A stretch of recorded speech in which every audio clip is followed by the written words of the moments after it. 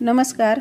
आपण मागील व्हिडिओमध्ये ओंकाराची सखोल माहिती पाहिली आहे.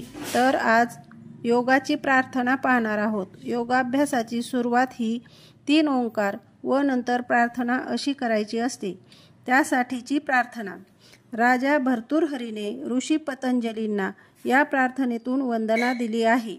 ही प्रार्थना शेवटपर्यंत ऐका व समजून घ्या. आवडल्यास शेअर लाईक नक्की करा.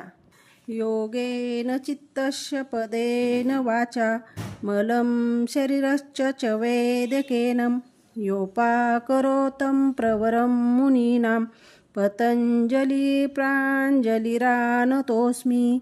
योगेन चित्तस्य पदेन वाचा मलं शरीरश्च च वैद्यकेन योपाकरोतं प्रवरं मुनीनां पतंजलि प्राञ्जलिरानतोऽस्मि.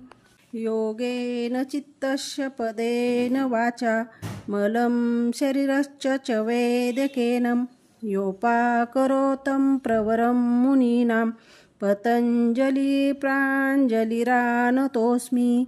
योगेन चित्तस्य पदेन वाचा मलं शरीरश्च च वैद्यकेन योपाकरोतं प्रवरं मुनीनां पतंजलि प्राञ्जलिरानतोऽस्मि. योगेन चित्तस्य पदेन वाचा मलं शरीरश्च च वैद्यकेन योपाकरोतं प्रवरं मुनीनां पतंजलि प्राञ्जलिरानतोऽस्मि.